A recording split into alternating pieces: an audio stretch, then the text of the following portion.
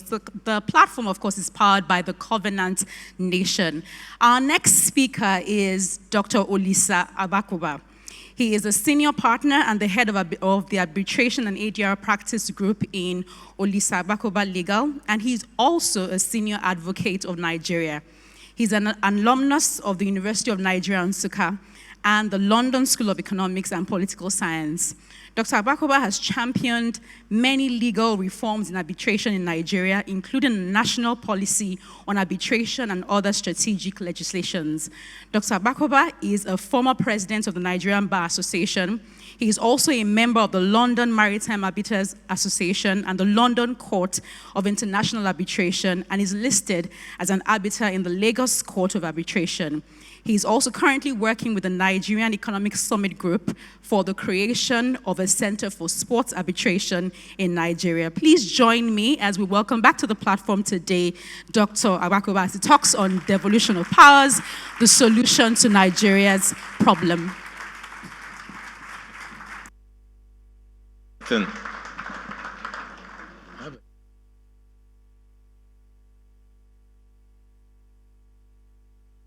I was asking if I should stand here. I'd like to circulate as a lawyer in court, in American courts.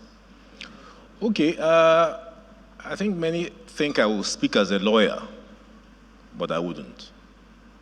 I think Segun is expecting me to speak as a lawyer on such a very topical issue. I've written probably about 60 articles in Nigerian newspapers on the subject, but just let me quickly dispense of the technical question of devolution and go on to speak as a Nigerian. Devolution is simply the statutory devolving of powers from the exclusive list. We have two lists, exclusive and concurrent. There are 98 items of power, and if you read the schedule, you will see how skewed in favor of the federal government powers are. So that 98, 68 are exclusive to the federal government, and the state government cannot dare approach the 68. The other 30, where you would have thought that the poor state government can, is called a concurrent list, which means that if the federal government takes a bite at one of the items, the state government is pushed away because it is said to cover the field. In all reality, the state government is impotent because on the 68, in the exclusive, and the 30, the federal government has supremacy. So, without question, the question would be answered in the affirmative, that devolving power is a good idea. But unfortunately, the question is not complete. The real question should be, is devolution of powers the solution to our problems for now?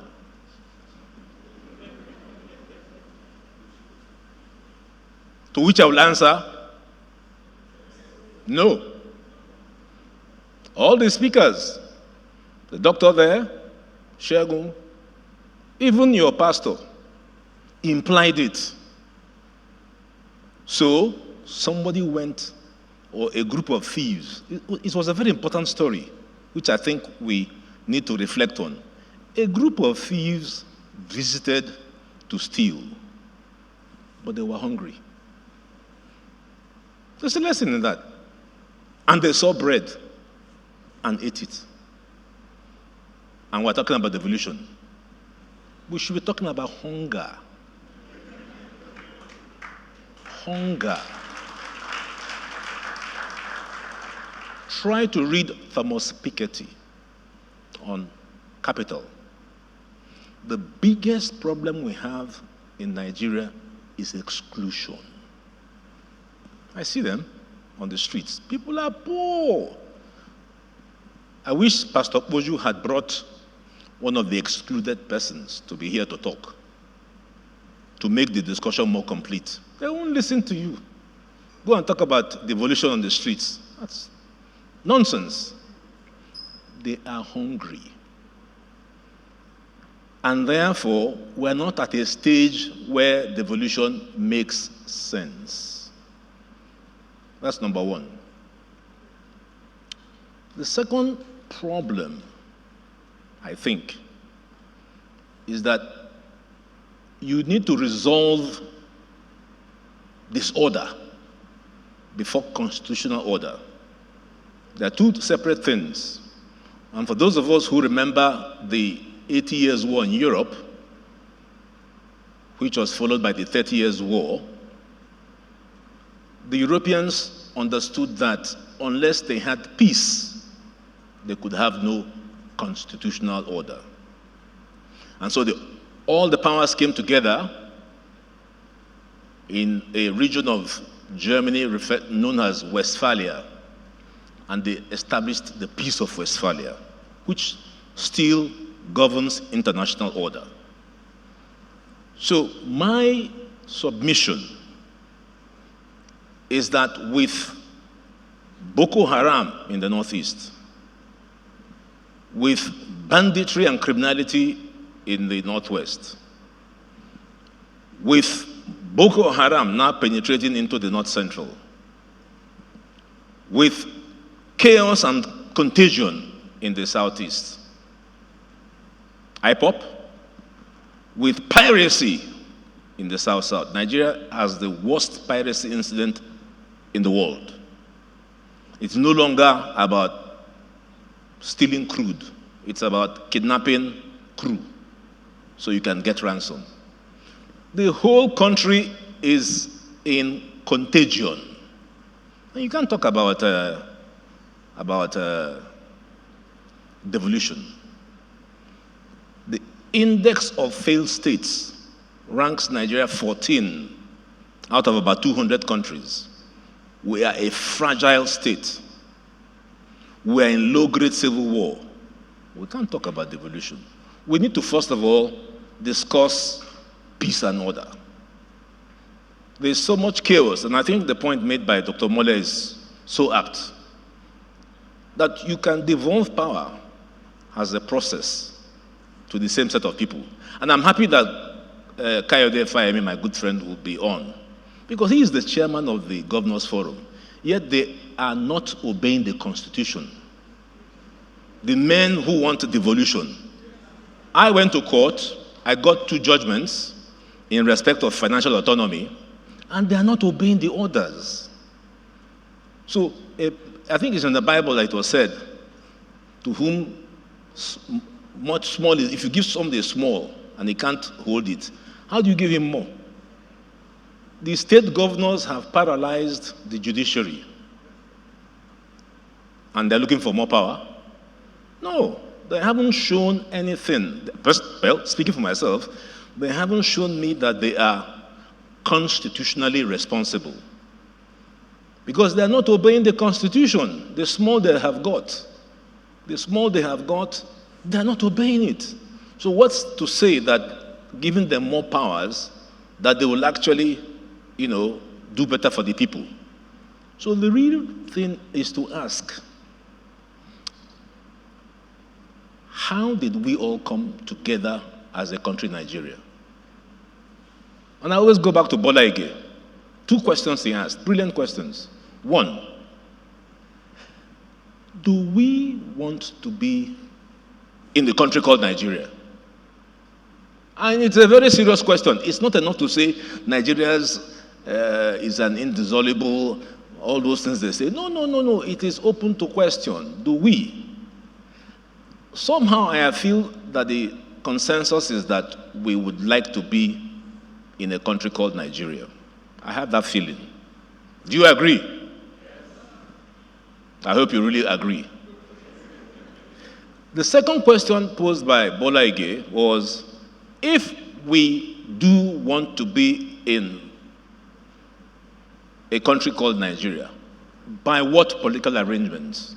And it always reminds me of a marriage. I'm now married for 42 years. And, well, thanks for the clap. And may your own last that long too. Now, when I was getting married, there was no interference by dad or mom. It was my choice. So I said, Dad, here's my wife I want to marry. Her name is Lily. I said, oh, really? That's good. We'll support you. But let us reverse it and say, Olisa, we found a wife for you. Her name is Lillian. Marry, here's the certificate. I said, Daddy, I'm not interested in Lillian. He says, but you have to. So they issue us a certificate. And we are married. What binds us is the certificate, not the union. I hope you get the difference. What binds us is the certificate. So we are not at peace. We're always fighting. The certificate was given to us in 1914,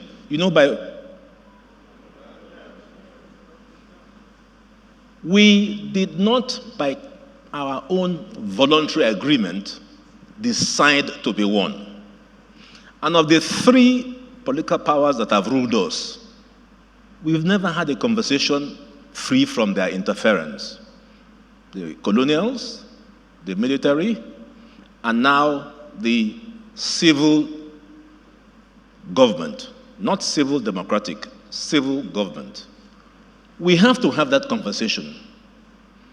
That's my theory.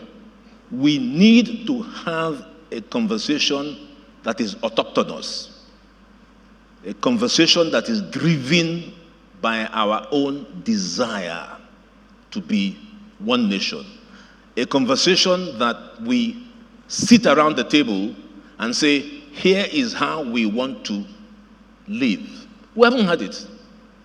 That is the result of our problems, not devolution. Devolution is a very good thing. It's a very good concept.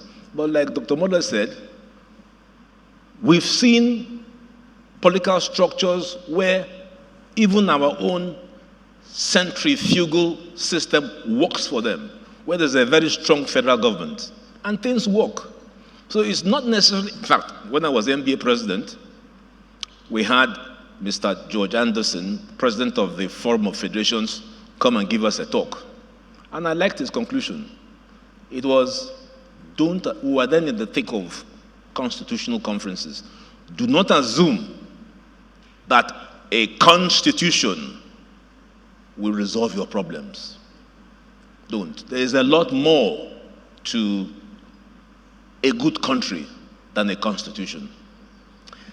Which takes me back to, okay, before 1914, who exactly were we before 1914? Well, we had various strong ethnocentric kingdoms. We had the kingdom of Benin, which was then known as Edo. And many of you may not know, and if you like, you can Google it. If I ask the question, what is the largest man-made contraption in history? Dr. Mode, do you know? Can you hazard a guess? No? When I was asked the question that day, I said the Great Wall of China. But the guy said no. And if you Google it, you will see that in the 11th century, the largest man-made contraption was the Great Walls of Benin. So you can see that we are a great people. If you go to the British Museum, the Benin Bronze section, you will see what they did. You remember the story of Mansa Musa and how the southern part of his kingdom was Kano. Guinness Book of Records records him as the richest man in the world. Ever.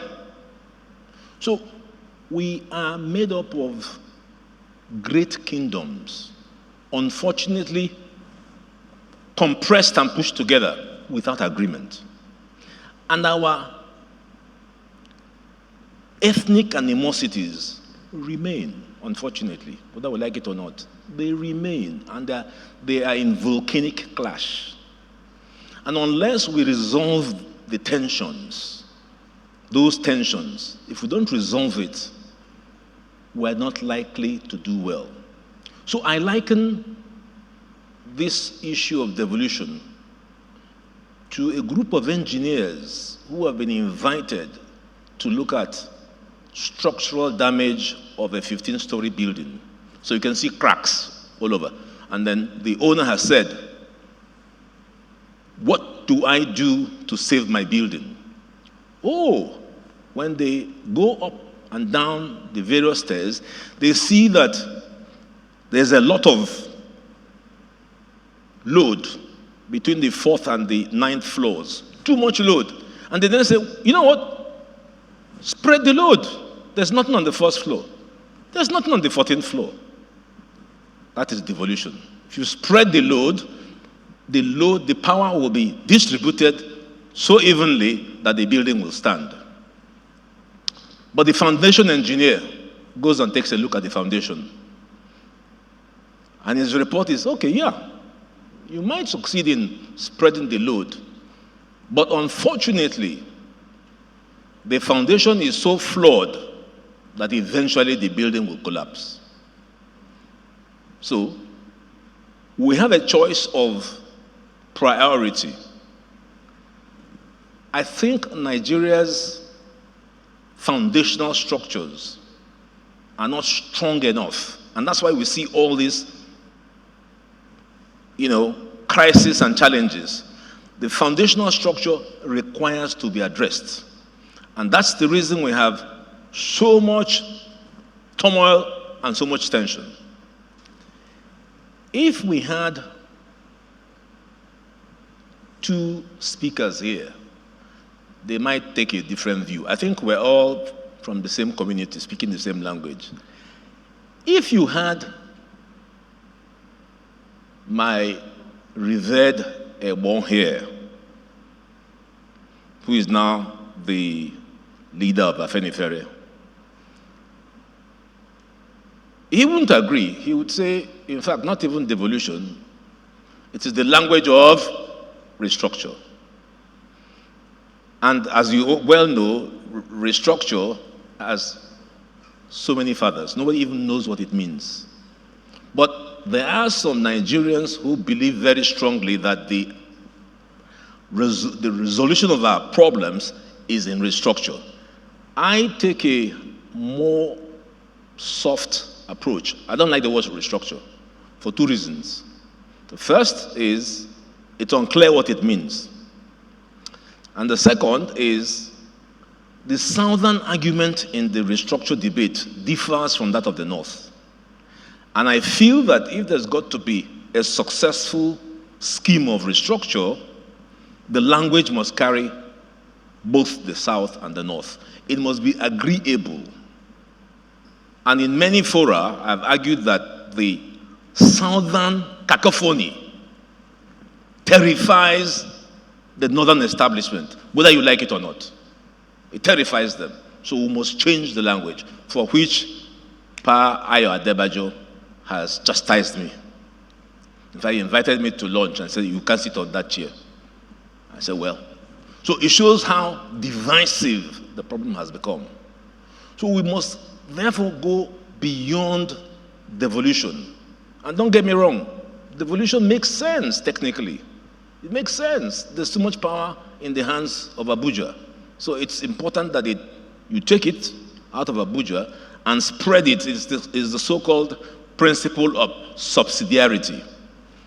The local government is where the power base lies. Things like refuse, health, education, the basic things. It should be there. I was surprised when my good friend, Festus Keyamo, I saw him in the National Assembly arguing over jobs for local government. Minister, job for local government. They wanted to give employment.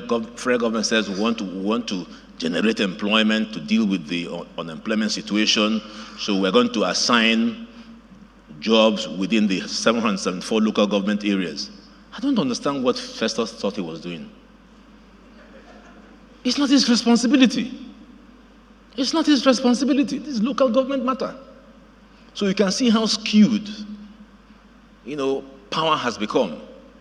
So, technically speaking, I support devolution. Technically speaking.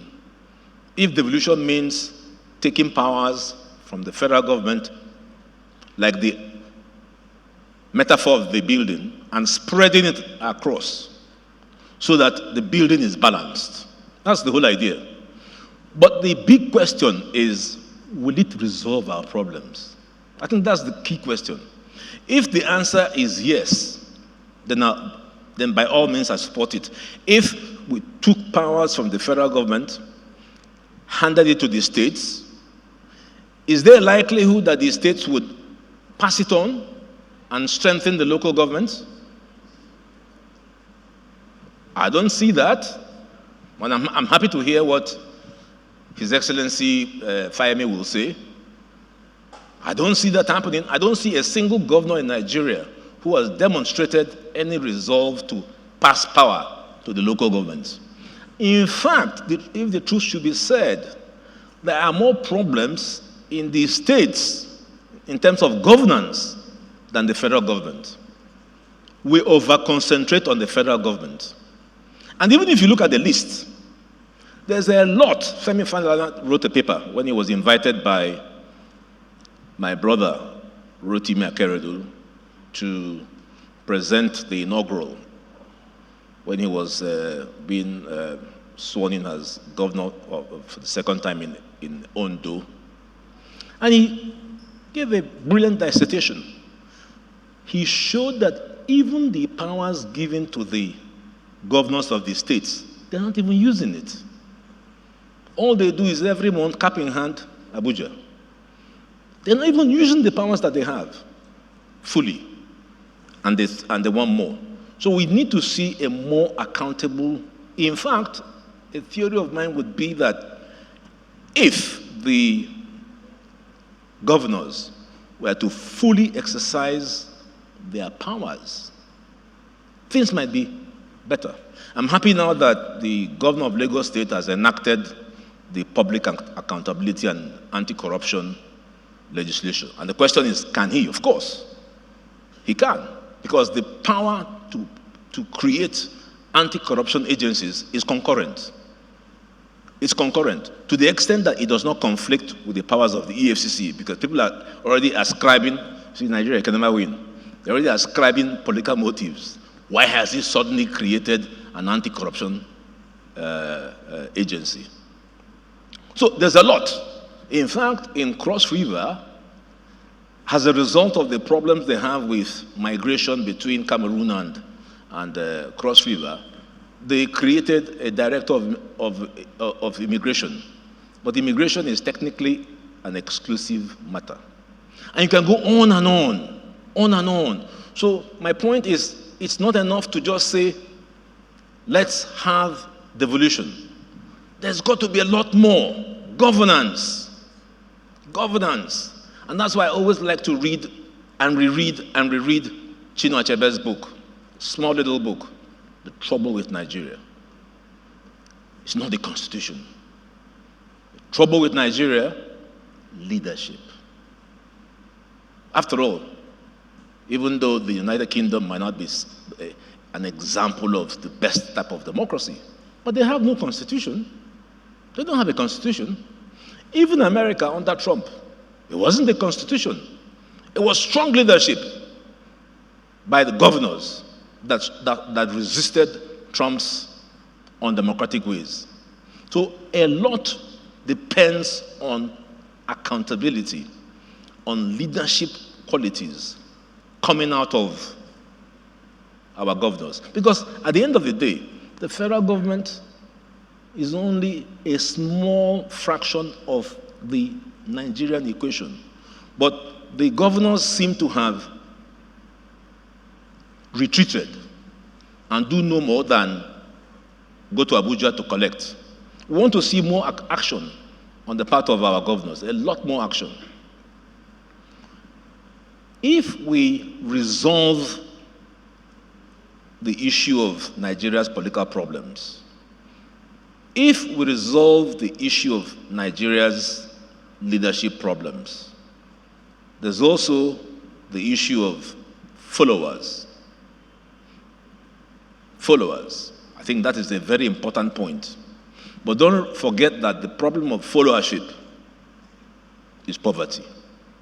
You can't expect that things will change without us dealing with the problem of exclusion that I have described and poverty. But if we get through all this, and we have to have a discussion, my plea would be to say, let us avoid the repeated national conferences. We've had far too many. We've had IBB, I believe, was the first, if I'm right. We've had Abacha. We've had OBJ.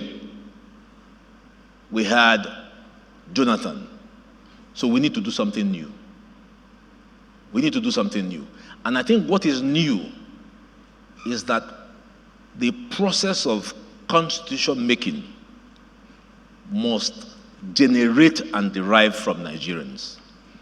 The National Assembly has said they will amend the constitution. And I know that this is the third National Assembly. It started with the 6th, 7th, 8th, I think the 7th. Every National Assembly process engages in constitution making, but the results are not clear. You can't exclude the people.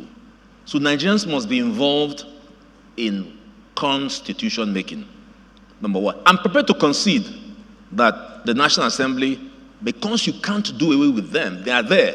So they must play a role. They can convene the process. They can convene the process. But beyond convening the process, the National Assembly must allow Nigerians to legitimize and validate the process. Now, here's where I think the Afeniferes and the Ohaneses and the Pandefs and the Middle Belt Congress have roles to play. If we admit or are prepared to say that they represent us, then I'd like to see a conversation, because I was at the National Conference of 2014, and it was too unwieldy. And I'm not about to say we should have yet another national conference. But if we agree that the modernization of the ancient kingdoms of Nigeria by the late Alex Ekweme, when he reformulated those ancient kingdoms and called them geopolitical zones, I think those geopolitical zones can form the basis of a new Nigeria. I'd like to see the ethnic, for instance, in the southeast, we have the Ohanese. Let us say they speak for the Igbos. In the southwest, we have the Afenifere. Let us say they speak for the Yorubas. Let there be some discussion. In the national conference, of the 500 members, only 90 or thereabouts came from the ethnic nationalities. And I entirely support Professor Nwabeze's view that discussing Nigeria's political and constitutional future rests squarely with the ethnic nationalities. The ethnic nationalities, not the MBA, not the medical association, not the professional groups. It rests squarely with, because I don't have, as former president of the MBA, I don't control any territory. But Ohanese speaks for the Igbos.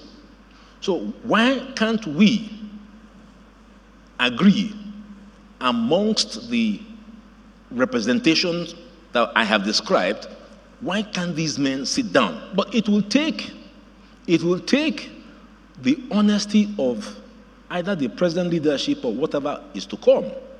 Because one thing happens in life. The only man I know who has ever diminished his power in the world, only one person who knows. Only one man has ever diminished his power. I thought this was a house of God. Only one man ever. No. Who? Oh dear. Only one man has ever diminished his power. John the Baptist.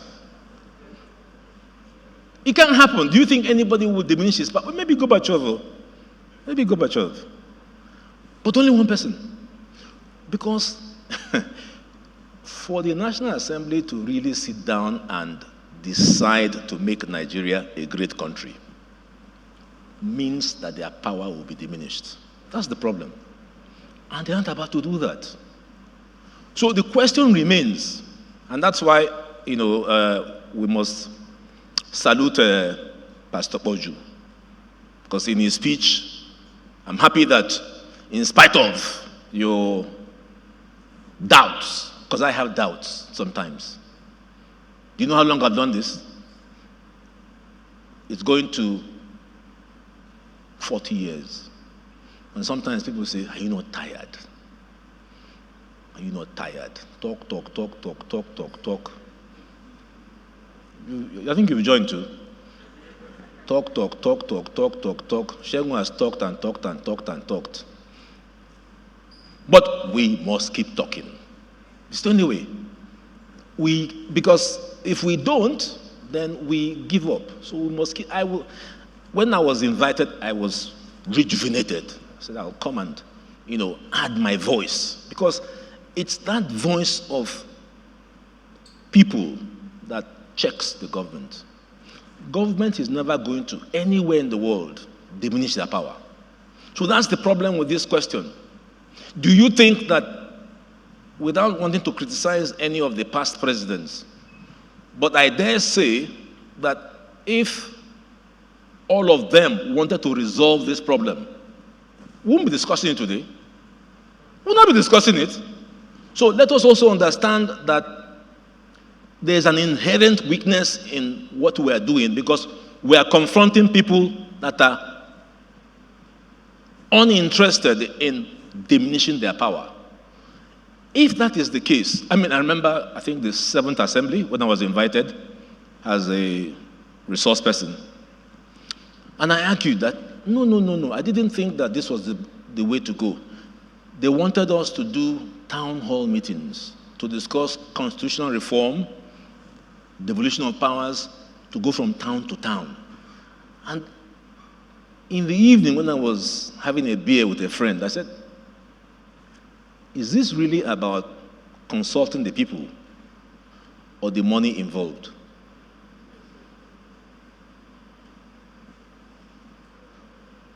It was not about the people. It was about the money that they will share. And this is the 3rd session. Who knows how much money has been devoted? So my problem, and it's the challenge that we all have to take home and think through, how do we really resolve the Nigerian problem? That's the biggest problem. How do we? Because this is just a small aspect of our problem. How are we going to? What model? Is it by revolution? I don't know. I'm asking. I don't know. Is it by passing the responsibility to the current crop of our political elite? I'm not sure. So where is the solution? Is the solution in generating public advocacy awareness? I don't know. Having been part of struggles back in the time of IBB, I remember my wife telling me on the day we were going to have a 5 million man march. You recall the 2 million man march by Abacha in Abuja. So we came up. Well, I was a coward, I didn't, but my boys came up with the idea of a 5 million man march. I said, wow, 5 million man march. Where would we find 5 million? Eventually, we're only about 20. But it made a point, and it taught me a lesson. It made a point. It was the counter-argument. Everywhere was silent, completely silent. I think Shegun wrote it in his book. It was, silence. There was I sitting by my TV on that fateful day, and I said, by this time, Abacha had taken 4 parties. Remember the Bola Ege's, the leprous fingers. So I said, no. Abacha cannot take GMPP. He took it and set a world record. A presidential candidate on 5 political parties. A presidential candidate. I'm giving these examples to show you that the odds are stacked against us. No matter what you want to say, and you better believe it. The odds to go from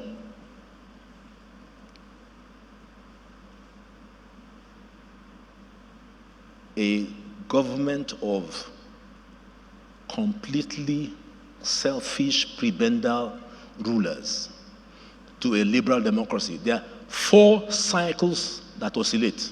It will take a long time. And I'm not surprised that having started this at 28, I'm now 68. And we're nowhere in sight. So it's going to be a very big battle.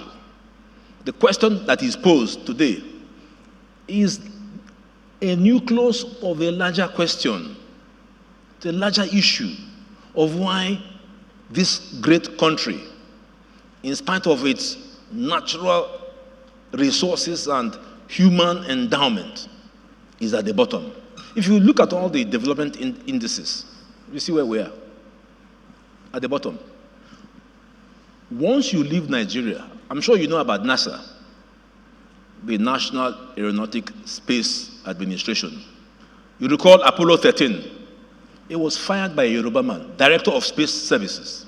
He gives the final go. And I said, if this guy were here, he would have no job. Look at all the guys working on COVID in the US. Look at people of talent.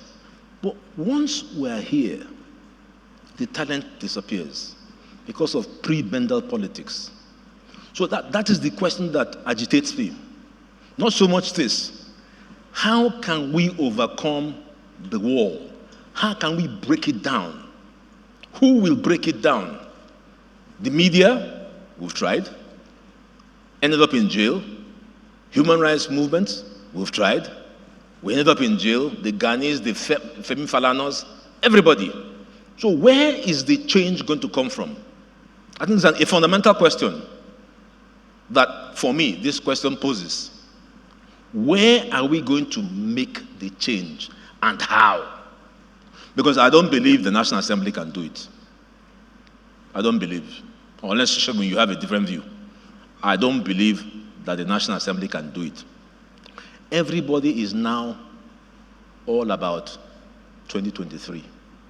And that's very sad when we have extreme poverty in our nation. Extreme. People who cannot find food in a week. And I see them because I have my shipping law practice in Apapa. And so when I go there and see the indescribable hunger, we should not be talking. We should not be talking about, challenges. The challenge is right down at the bottom. How those people can be lifted. That's why, for me, my number one problem that requires resolution would be how to bring in the excluded people. If you can bring in the excluded, people who sometimes sometimes earn little. Even police. On Friday, my driver went home, so I took a taxi to the office. I was reading a book, going to Apapa. You all know the Apapa traffic, don't you? So my foolish driver, but I won't blame him because he wanted to drop and come. He now took one way. Police. And the man said, so we begged and begged and begged and begged. And the policeman said, not even the governor of Lagos State can interfere in this matter. Of course, you know where he was going. They now said, there are choices. They told us there are choices. But I won't discuss what those choices were. But they took us somewhere I never knew existed. Right under in Igomu area, where a bank, and that surprised me, that the difference between the formal and informal sector is just a road. So I was on the formal sector in 1 minute. The next I was in the informal sector with a bank supporting the police with ATM and POS. And you say this is Nigeria. And you say devolution is the issue. No. Poverty is the issue. And I didn't blame the policemen. Honestly. Just like Pastor Bojo's story. People, I'm repeating the story because it seems not to have sunk. A man comes to your house to steal, and the most important thing is the bread. Think about it. A man comes to your house to steal. Having stolen, he steals your bread to eat because of hunger. That's the way I saw those policemen. So I had compassion on them. But it brought to me to the fore that we are in deep. I am refrained from using the word I want to use because I'm on channels. But I'm sure you all know the word. Because it's that bad. It's that bad. We must go home and think through what can be done. When the NSAS thing started, I was so happy. My daughter was part of it. You see, you know what they did? They said, Daddy, you know what? This is not for you. You have no skills. I said, why? Because you know how to manipulate this what do you call it? You know how to manipulate. In fact, they told me that even my iPhone, I don't know how to use it well. I said, okay. They manipulated it, went around the banks, raised money. No one knew how. I didn't ask questions. I only begged to advise. They said I was too old. When it failed, I said, well, you see? You have no experience. You are talking to a man who has a PhD in street protest. And you say, I can't advise. Youth 1 ignored Youth 2. There were two movements. Youth 1 got carried away by their success, limited success, because it was striking at Piketty's doctrine of inequality. So Youth 1, rather than build on their gains, began to eat. In fact, I was asking them, is this a restaurant? Did you see the food they were bringing? Big mistake. Youth 2 was begging to be connected to the action because they had structures and troops. Youth 1 ignored them, and Youth 2 went on a wild rampage. I've always stopped to think what would have happened if the two had connected. So we, even though we are not, could I be a youth? Maybe. I could be a youth, can't I? Yeah? No? No? Why? I'm old. But I've got wisdom. And that's the point. I've got wisdom. And when I say me, I don't mean me as a person. So please, youths, This country belongs to you. It belongs to you. But are you doing enough to answer the question posed? Are you doing enough? Because you have the numbers.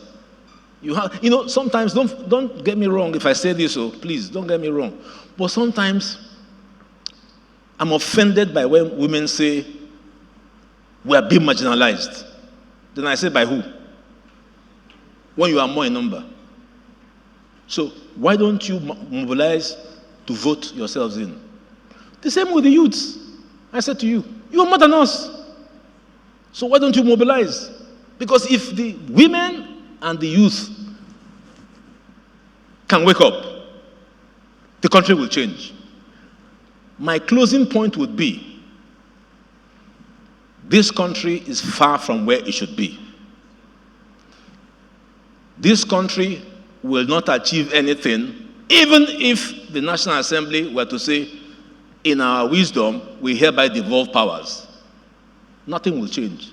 Because you are changing a system, like you said, you are changing a system with the same actors. And I challenge the governors. Anyone who likes can sue me. I will defend myself. The governors ought to do a lot more. They ought to play a lot more role. And the media should concentrate more on the governors than the president. Because if the governors were working, we wouldn't be in this mess. It's the fact that do you know that the governors complain about the Inspector General of Police? Just to take this last point. But the president has seen that constitutionally, he is limited by the governors if the Council of Police would sit. If they would sit. But I'm not sure they sit. I'm not sure how many governors have requisitioned. So the president exercises the sole authority to appoint and remove. But it is the governors that actually have that power. The only place where it doesn't require clapping. That's in the Constitution. It's in the Constitution. So you should actually write a letter to the governors to ask them, why aren't you doing the jobs that you should do? Electricity. The governors can, if they wanted to. They can. There are all kinds of things the governors can do. But they are reduced to sending their people to Abuja. When I was on the NJC, and I'm now speaking to the fact that people have power, but they don't use it. Now, the NJC, when I was a member, under Chief Justice Aluma Mukhtar, the first female CJN, I said, my lord, I disagree. I don't agree at all. Because she didn't put me there. I was there statutorily. So I wasn't afraid. You can't remove me. If you can't remove somebody, it's power. She can't remove me. I was there by virtue of, what we say in Latin, qua offici. By virtue of office, I was there. So I said, you are wrong, Madam CJN. You can't be sending the executive secretary to a budget officer in the Ministry of Finance with the NJC budget. Have you read the Constitution? I said, okay, don't worry. Since the NJC, and of course, when it was discussed, I wasn't surprised. The CJN practically appoints all the members, except for the 5 members from the bar. So the motion was defeated. That's what impelled me. I said, you know what? I'm going to court on your behalf. And I knew that they liked it. So I went to court, I won. So I came back and I said, okay, we've won the thing now. Why are you still going to? Look, you see, this is the problem. You don't want to exercise the powers you are given. The other man will trod on it. So it is important. Devolution is only a design. What about the one you already have? If you don't exercise it, they will take it. They will take it from you. We've seen that in a small way, in the way in which the SSS interfered with judges, until the NBA backed Then they got back their strength. So devolution is not just a word, a concept. It's the energy that you have to believe in the power that you can exercise. And here, my criticism really goes to the governors. I don't want to talk about local government, because that's another story. That would require... when is this thing done? This platform? So that the local government failure will be platform discussion 2022. Because that's a whole story of how vagabonds and thieves have taken over the place. It's a whole story. So devolution won't solve anything. If, like you say, we all abandon... some of my friends, should I call their names? And they're all youth, so. One came to me and said, Presido, as they call me, Presido. I said, what is it? I'm considering running for president. I said, what? You mean local government? He said, no, president. Okay, do you have money? He said, don't worry. And your point is so apt. To be chairman of some of the local governments is more important too, because there you hone your skills and learn. So this has to do with leadership too.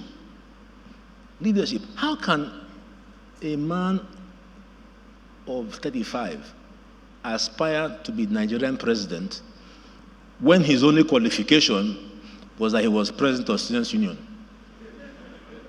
It doesn't work. It doesn't work. So maybe next year we shall interrogate the gaps in the local government system, because it's all of this put together that makes a country strong. Not a constitution. Keep it in mind. A constitution is merely the legal agreement. So if Segun now has been married to his wife without a certificate, which we call common law marriage, do you think that, your wife will say, Segun, you know what? I have booked with the priest. We are going to get certificate on our 18th anniversary.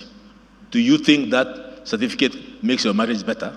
It doesn't. It doesn't. It confers some degree of, but it doesn't. It's the union. It's the union. It's the union, the love between you and your wife that makes it strong. So I think it's a point that also needs to be made, because there's too much talk about constitution. It's only a phrase. You can have the best constitution with the worst leaders, and nothing will happen. In fact, you'll be. You know what Abacha did to us? When we were traveling the world and saying, that time I don't know why the Western governments use the National Human Rights Commission as an example of a democratic and non-democratic, non-respecting country under what was called the Paris Principles. So Abacha simply went and formed his own. He created one. So okay, tell me what you say now. You say, National Human Rights Commission is the standard bearer of a good government. Okay, I passed my own. It didn't change anything. So a constitution will not change anything if you have the same actors as was described in Russia. All the resources were merely privatized among the same people. The owner of Chelsea Football Club was part of them. So all the privatizations that took place under BPE, okay, how has it benefited? It might have been better to perhaps make those state enterprises more proficient than to privatize them. And remember, this is something that we shouldn't say too strongly. The second most powerful nation in the world which you all know. Why are you all quiet? It is not democratic. Keep that in mind. It has brought out 700 million people out of poverty. It has no constitution. It has only got 9 men ruling it. But when I watch channel 448, which if you don't, please do, you will see what China has done with its people. Yet it is not democratic. So sometimes, and I put this as food for thought, if we were to ask Nigerians, not you guys here who eat well and have jobs, if we were to ask Nigerians outside, between development and democracy, which would you choose? Sir? Development. Keep that in mind.